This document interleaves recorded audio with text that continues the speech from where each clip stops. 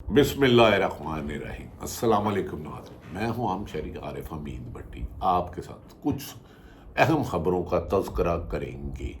ناظرین، آج کل جو سب سے اہم کیس ہے سپریم کورٹ سے مخصوص رشتوں کا کیس، اب اس نظام کے گلے کی ہڈی بن چکا ہے۔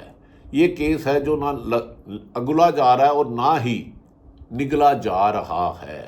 سپریم کورٹ کے 13 رکنی مخصوص نشستوں کا یہ کیس سنا اور اس کو براہ راست نشر کیا۔ سماعت کے دوران چیف جسٹس معذرت چاہتا ہوں، جسٹس منیب اختر، جسٹس عطر منیلا، جسٹس منصور علی شاہ، جسٹس عائشہ ملک نے آئین کے تحت بہت سارے سوالات اٹھائے اور اس کیس میں یہ ظاہر ہو گیا ان سوالات میں کہ طریق انصاف کو نہ صرف پارٹی سے باہر کرنے کا کیا گیا بلکہ بلے کا نشان چھوڑنا ملک میں عدم استحکام کی وجہ ہوا، اور یہ بھی ثابت ہو گیا کہ سب سے بڑی غلطی بلے کا نشان چھیننا تھا۔ یاد رکھیں کہ دنیا کی تاریخ میں کہیں بھی الیکشن شیڈول کے بعد کسی بھی جماعت سے آج تک اس کا انتخابی نشان نہیں چھینا گیا۔ آئینی ماہرین کے مطابق کیونکہ انتخابی نشان نہ صرف جماعت کی حق ہوتا ہے بلکہ اس کے کروڑوں ووٹر کا بھی حق ہوتا ہے کہ انہیں جب ووٹ ڈالنے جائیں تو آسانی ہو، کہ جیسے مسلم لیگ نون کا شعر ہے، پاکستان تحریک انصاف کا بلہ تھا، پیپلز پارٹی کا تیر تھا، لیکن یہ پاکستان میں الٹی گنگا بیٹھی کہ پہلے الیکشن کمیشن نے نشان چھیلا پاکستان تحریک انصاف سے، پشاور ہائی کورٹ نے حق میں فیصلہ دیا، اور پھر چیف جسٹس آف پاکستان نے رات کے الیکشن شیڈول کے بعد بلے کا نشان چھین لیا، جس سے آئین اور قانون میں توازن نہ رہا۔ ناظرین، اس موقع پر یہ جج صاحبان نے جو سوال کیے، جس کو میں نے پہلے ہی ذکر کیا، منیب اختر، عطر منیلا، منصور علی شاہ، عائشہ ملک کے سوالات اٹھائے، اس سے پتہ چل گیا کہ یہ الیکشن شفاف نہیں ہوئے۔ کیس کی سماعت کے دوران جس نقطے کا سب سے زیادہ تذکرہ رہا وہ تھا پی ٹی آئی سے بلے کا نشان واپس لینے کا فیصلہ۔ سماعت کے پہلے دن سے لے کر آخری دن تک سپریم کورٹ کے معزز جج صاحبان یہی ریمارک سامنے آتے رہے کہ مخصوص نشستوں کا تنازع دراصل سپریم کورٹ کے اس فیصلے کا نتیجہ ہے جس میں پی ٹی آئی سے بلے کا نشان واپس لیا گیا، اور جس میں بلے کا نشان واپس لیا گیا اس بینچ کی سربراہی چیف جسٹس آف پاکستان محترم فائز عیسیٰ کر رہے تھے۔ اگر وہ بلے کا نشان الیکشن شیڈول کے بعد نہ لیا جاتا تو نہ الیکشن متنازع ہوتے، نہ محسوس نشستوں کا پھڈا پڑتا، اور نہ ہی 55 سیٹوں کو ہارے ہوئوں کو بانٹا جاتا۔ اب اس کیس کی سماعت کو مکمل ہوئے 3 دن پورے ہو چکے ہیں۔ عموماً ایسے مقدمات کی فل بینچ کا پہلے دن ہی شارٹ آرڈر کر دیا جاتا ہے، لیکن اس کو آرڈر کرنے سے، اس کا فیصلہ کرنے سے گریز کیا جا رہا ہے۔ اس کی وجوہات یہ ہے کہ ایک جج صاحب کو، ہائی کورٹ کے جج صاحب کو ڈی جی ایف آئی اے بن کے کسی نے کال کیا اور وہ فیک کال تھی۔ اس کا مطلب ہے جج صاحبان کو ڈرانے کا، دھمکانے کا یا دباؤ میں لانے کا کوشش کون کر رہا ہے، اس کی تحقیقات تو حکومت کرے گی۔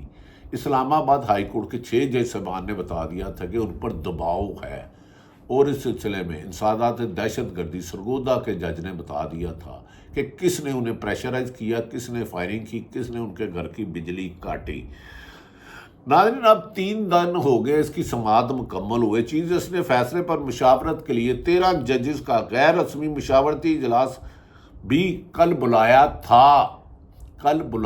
تھا مشاورتی اجلاس، جبکہ ہر جج اپنا فیصلہ خود سناتا ہے، اسی لیے اختلافی کبھی 13-7-6 کا فیصلہ آتا ہے، کبھی 5-8 کا فیصلہ آتا ہے۔ اب دیکھتے ہیں کہ اس فیصلہ کو منتظر ہے کہ طریق انصاف سے بلے کا نشان چھیننے والے چیف جسٹس 13 رکنی بینچ کا فیصلہ کیا آتا ہے۔ فیصلہ کہا جا رہا تھا کہ شاید فیصلہ آج سنا دیا جائے، لیکن ابھی تک اس فیصلے کو سنانے کا وقت طے نہیں کیا جا سکا۔ سپریم کورٹ نے کوریج کرنے والے بہت سے سینئر صحافی، جن میں متی اللہ جان، حسنات ملک، یہ دعویٰ کر رہے ہیں کہ اس کیس میں جسٹس فائز عیسیٰ اس کیس میں ناظرین معافیت جسٹس، لیکن ابھی تک اس کا فیصلہ کا وقت طے نہیں ہوا۔ سپریم کورٹ کی کوریج کرنے والے صحافی محترم متی اللہ جان صاحب اور حسنات ملک اور دیگر کورٹ رپورٹرز جن میں شامل ہیں، وہ یہ دعویٰ کر رہے ہیں کہ اس کیس میں چیف جسٹس محترم فائز عیسیٰ دیگر ججوں کی حمایت کھو چکے ہیں، اور بظاہر بادی النظر میں ایسا دکھائی دیتا ہے کہ یہ تحریک انصاف یا سنی اتحاد کو واپس سیٹیں چلے جائیں گی، اور پیپلز پارٹی اور نون لیگ اور جمعیت علماء اسلام کو دی گئی تھی وہ غیر آئینی، غیر قانونی ہے، جو سوالات جج صاحبان نے اٹھائے۔ تاہم حتمی فیصلہ سپریم کورٹ کا 13 رکنی بینچ ہی کرے گا۔ میں نے متی اللہ جان، حسنات ملک اور دیگر کورٹ رپورٹروں کے جو انہوں نے اپنے ویلاگز کیے ہیں، بیانات دیے ہیں اور ان کا ایکسپیرینس ہے، وہ آپ کے سامنے رکھ دیا۔ سپریم کورٹ میں نظریہ ضرورت کے تحت ضرورت کے کو دوبارہ زندہ کرنے کی باتیں بھی ہو رہی ہیں۔ اللہ نہ کرے کہ یہ سٹیج آئے۔ کچھ لوگ مجوزہ ایکسٹینشن کے باعث فیصلوں پر پی ٹی آئی کے خلاف آنے کا دعویٰ کرتے ہوئے نظر آ رہے ہیں کہ اس کیس کے فیصلے کے پیچھے کسی ایک کی ایکسٹینشن کی مبینہ خبریں بھی گردش کر رہی ہیں۔ کیس تو بالکل سیدھا سا ہے کہ جس میں جماعت نے جتنی سیٹیں جیتیں، اسی تناسب سے اسے اتنی ہی محسوس نشستیں ملیں گی جو شروع سے آئین اور قانون کہتا ہے۔ اس میں ابہام ہی کہیں نہیں۔ اب پی ٹی آئی کہہ لے یا سنی اتحاد کونسل کہہ لیں، بات تو ایک ہی ہے، کیونکہ پی ٹی آئی سے بلے کا نشان چھینا گیا۔ سلمان اکرم راجہ جب کاغذ جمع کرانے گئے تو انہوں نے کہا کہ آپ پی ٹی آئی کی جماعت کا ٹکٹ نہیں دے سکتے، نام بھی نہیں لکھ سکتے۔ اس پر سلمان اکرم راجہ نے آخری دن اس کیس کے بخیے خدیڑ دی اور حقائق سامنے لے آئے۔ پی ٹی آئی کے ارکان کو عمران خان کے نام کا ووٹ ملا ہے، یہ ساری دنیا جانتی ہے۔ سنی اتحاد کونسل ہو یا پی ٹی آئی کے حمایت یافتہ جن سے بلے کا نشان چھین لیا گیا، پی ٹی آئی کا عمران خان کے نام کے ووٹ ملے ہیں، اور کئی لوگ تو اپنے حلقوں میں بھی نہیں گئے، لیکن لوگوں نے عمران خان کے حمایت یافتہ امیدواروں کو ڈھونڈ کر واضح اکثریت سے 250 سیٹیں دلائی۔ اب کسی جماعت کا نام جو بھی ہو، اس جماعت کے پارلیمانی گروپ کی تعداد کے لحاظ سے محسوس نشستیں ملنی چاہیے۔ اس کیس کا فیصلہ اتنا آسان نہیں ہے۔ اس کیس کا فیصلہ دراصل پاکستان آئین کے آرٹیکل 17 کی تشریح ہے، اور یہ فیصلہ پاکستان میں جمہوریت کو بھی مضبوط کرے گا، اور جو بند کمروں میں فیصلہ کرتے ہیں انہیں بھی ناکام کرے گا۔ آرٹیکل 17 کی تشریح کرے گا۔ جسٹس اطہر منیلا بار بار اپنے ریمارکس میں یہ کہتے رہے کہ لوگوں کے یہی کہتے رہے کہ لوگوں کے ووٹ کے حق کو کیوں نظر انداز کیا جا رہا ہے۔ نشان صرف جماعت کا ہی نہیں، ووٹرز کا بھی ہوتا ہے۔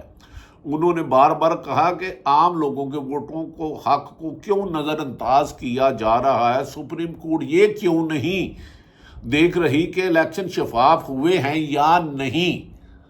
تو اب تو پاکستان کی قوم کہتی ہے الیکشن میں جعل سازی ہوئی ہے، امریکن کانگریس نے کہا، یو این او نے کہا، پوری دنیا شور ڈال رہی ہے کہ یہاں ایک جماعت عمران خان کو مائنس اور تحریک انصاف کو سیاست سے آؤٹ کرنے کے لیے کاغذ چھیننے سے لے کے فارم 45 کو 47 میں جعل سازی کرنے کے حقائق بھی سامنے آ چکے ہیں، اور کئی آر او کے بیانات بھی سامنے آ چکے ہیں۔ اسی سلسلے میں کمشنر گجرانوالہ کی پریس کانفرنس بھی موجود ہے، جنہوں نے تمام حقائق بتا دیے تھے، لیکن اسے نظر انداز کر دیا گیا۔ ناظرین، کیا تمام جماعتوں کو لیول پلینگ فیلڈنگ ملی یا نہیں؟ جواب تحریک انصاف کو نہیں ملی۔ نہ صرف انہیں گرفتار کیا گیا، کاغذات چھینے گئے، تجویز کندہ امیدوار اپنے حلقے میں نہیں جا سکے۔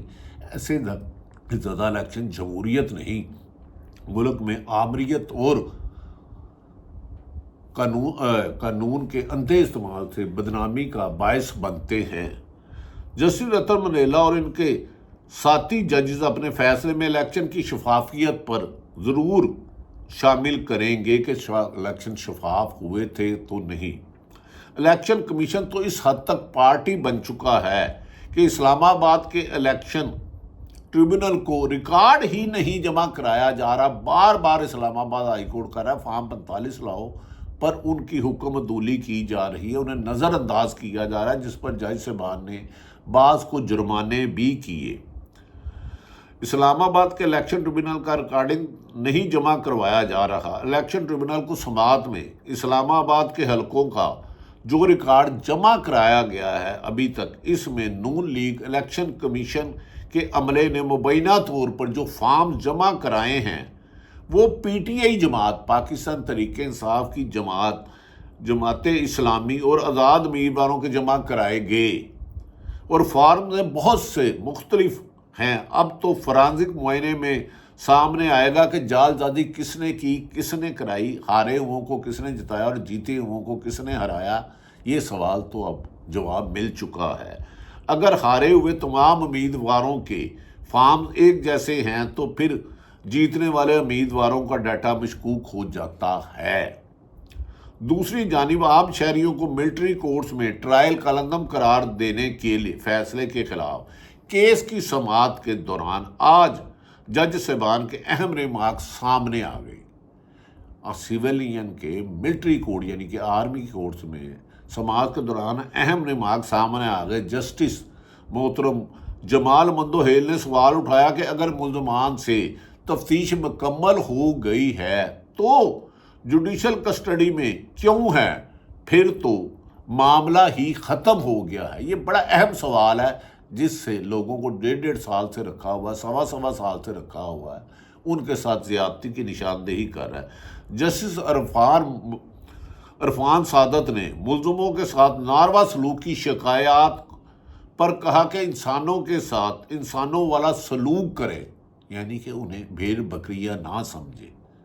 पाकिस्तान में मुल्ज़म का भी एक हकूक़ होते हैं, याद रखें। अब 9 मई के वाक़यात पर इमरान खान जिसकी 71 साल उम्र हो गई है, एक केस भी नहीं था, और 71 साल बाद उस पर 200 से ज़्यादा मुकदमा दर्ज कर लिए गए।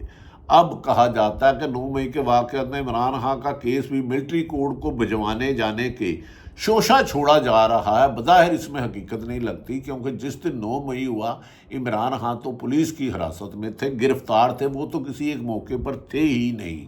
लेकिन इस मुल्क में जंगल का कानून है। इमरान खान की ज़मानत मुस्तरद करने वाली अदालत ने तहरीरी फैसले में साजिश के अंसर को तस्लीम कर लिया है। अब बताएं कि एक बंदा गिरफ्तार है, पूरे मुल्क में एहतजाज हो रहा है, उन्हें एहतजाज करने वालों को रोका नहीं जा रहा, और सैकड़ों मुकदमा दर्ज कर लिए गए हैं, दर्जनों मुकदमा दर्ज कर लिए गए हैं। इंसाफ पर नाइंसाफ़ी का ये दाग शायद कभी ना धुल पाए। अदालत ने अपने फैसले में इमरान खान के ट्रायल के ग्राउंड्स वादिया कर दिए और फैसले में लिखा है कि ज़मानत इस दरख्वास्त के गुजार का हक नहीं जिसने पीटीआई की दीगर क़यादत से मिलकर साजिश करके रियासत के खिलाफ जंग की। अदालत ने अपने फैसले में लिखा है कि दरख्वास्त गुजार को मुबैना जुर्म से ताल्लुक़ साबित करने के लिए मुनासिब ग्राउंड मौजूद हैं। जबकि नाज़रीन 9 मई के केस में इमरान खान समेत तहरीक इंसाफ के दर्जनों लोगों के खिलाफ मुकदमा खारिज कर दिए गए हैं या ज़मानत ले ली गई है। सनम जवेद हो या आलिया हमजा हो, एक ही वक्त में लाहौर में 5-6 जगह उन पर मुकदमा दर्ज किए गए, और उसी वक्त मुल्तान, फैसलाबाद, सरगोदा और मियाँ वाली। लगता है कि मौजूदा हुक्मरान आइन और कानून की हुक्मरानी की बजाय अपनी सियासत की सर्वाइवल सिर्फ इमरान खान को जेल में रखने हैं पर फोकस कर रहे हैं, जबकि इमरान खान को जेल में रखना मुश्किल ही नहीं, नामुमकिन है। इद्दत केस हो, साइफर केस हो या तोशाखाना, उन सब का बोरकस निकल चुका है और आला अदलिया ने इमरान खान को बेगुनाह करार दे दिया। अब देखते हैं कि इस 9 मई वाले केस का क्या होता है। दूसरी तरफ बाद गैर जानिबदार हल्के कह रहे हैं आइंदा 3 महीने में इमरान खान ने खुद कल सहाफ़ियों से बात करते हुए कहा था इस मुल्क को मौजूदा मसाइल की से निकालने का एक ही हल है कि साफ शफाफ इलेक्शन कराए जाए और न्यूट्रल लोगों को इलेक्शन कमीशन लगाया जाए। इसी में पाकिस्तान की तरक्की खुशहाली है। दूसरी तरफ حکومت عوام پر بجلی پٹرول مہنگائی بم گراتی جا رہی ہے، اور جس کا بہت بڑی تعداد میں عوام کا سڑکوں پر آ کر حکومت کے خلاف احتجاج کرتے ہیں، تو یہ حکومت اتنی اہلیت نہیں رکھتی کہ اس احتجاج کو روکے اور ملک میں عدم استحکام لے جائے۔